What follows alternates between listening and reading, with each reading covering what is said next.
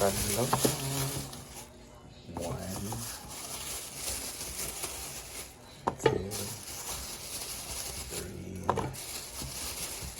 Apat. Five. So, ganun pa rin Bombay dito. So, this is 40 pesos ang kilo. So, let's go. So, let's slice this. Ubo. So, we have 5 talong. And mahal lang kilo ng talong, it's 40 pesos. So, this is a solid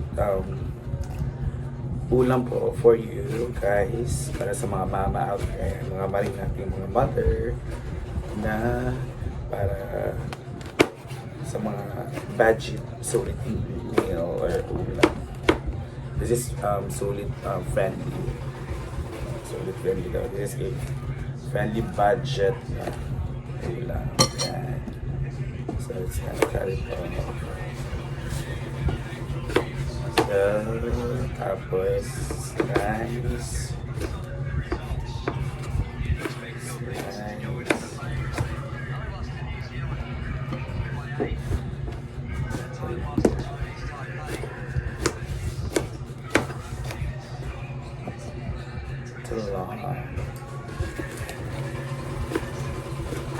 Alam niyo, it's according to a post na one of the best talong dish ba na pinost nila na the best in the world. Number 2 ang Philippines for total talong. So, merong salabi doon pang Italian, mga Italian cuisine, may Italian dish. Dito naman sa atin, number 1 to, tortang talong. Pero dito mag-torta kay mahal man.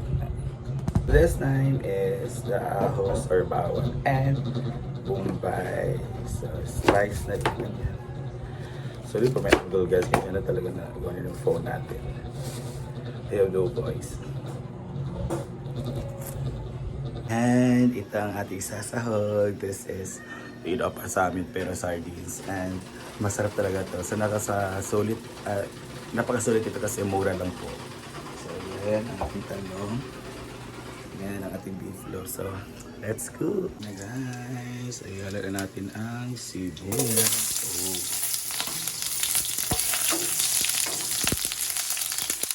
Sibuyas at ahos. Wow. Habang ipapay tayo doon. Ipapay tayo ng mga bata. Wala ko stand. Sorry guys.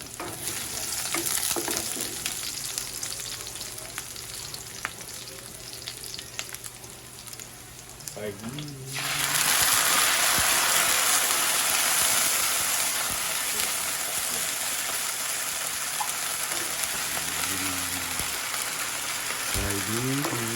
Sarap na sa din. Talagang tayong gilkan. Hanap-hanapin ito. Shoutout sa ating mga OFW out there.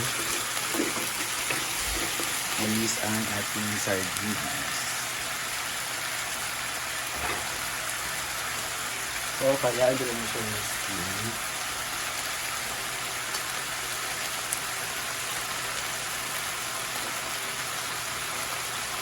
Kayaan natin siya mag-luto ng bonggong-bonggong.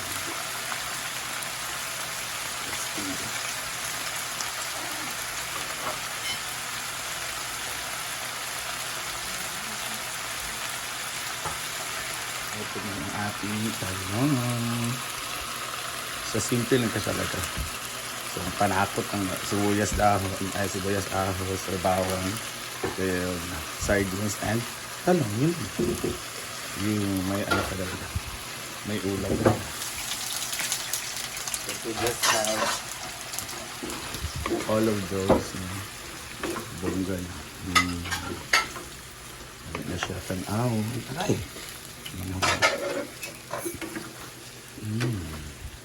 Very saucy. Very saucy. Very red. Kailangan pala dalawa ito. Isa lang napili kasi.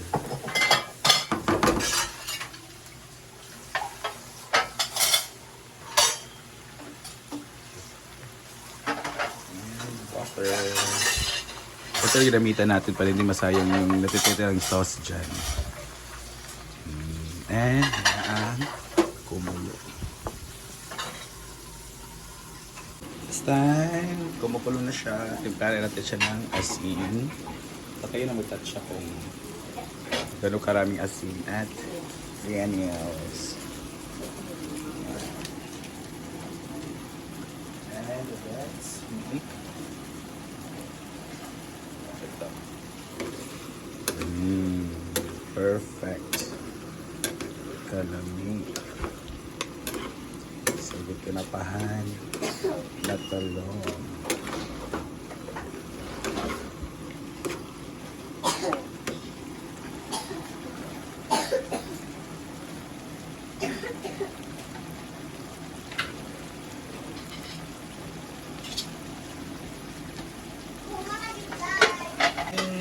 Ito yung pepper pulp lang. So, ubusin lang natin ito. Kasi konti na lang siya. Palagyan ng pepper. Ay, dito smetas na naman. So, don't worry guys. Madali ito siya maluto kasi yung talong natin, madali na siya malambot. So, parang i-recycle muna natin ito. Tsaka siya ulo. Kasi para di ma-absorb ng talong. Ang sabaw. Diba? Gabi tayo. Nagutom na ako. For 3 minutes guys, ganyan na siya. So, it's done. Kaya, palumin na nato. Ayan. Luto na ang atong talong with sardines. Ano na. So, since luto na siya guys, ayan. Yung kamot ko ng flash. Ayan. So, ato na siya i-transfer dito sa ating bowl.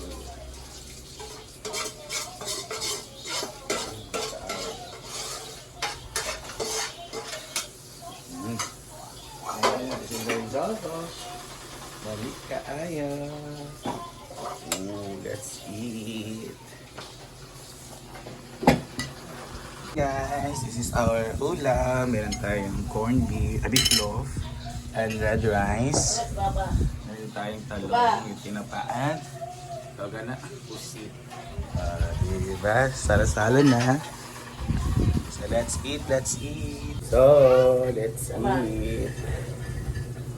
Ayan. Meron tayong red rice. Tapos meron tayong ito. This special. Very sulit to guys. Pwede ito sa mga bata. No, if low budget lang kayo, pwede ito.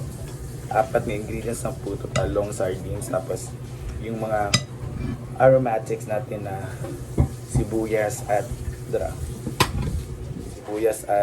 ahos, bawang. And meron tayong renay na beef loaf. So, let's eat. This is kakay guys. Sasabaw na nila ako dito. Kaugulan kaya. So, let's eat. Bawa siyang gising. Tapos may kami lahat may ubo. Abot may uso, masuling ubo ka rin. Ito arang ubo na siya. Diba? Ano nyo ako? Siguro it's because of the weather, no? Kaya ano ngayon ang ubuan sipon, uso. Kaya meron tayong ano dito. Yokot. Pusit. Mas nasasarapan akong hindi kinukuha ang pusit ba ng black niya. Kaya pa niya ko. Kaya po may pusit is not pusit without ata. Diba? Hindi color black pa.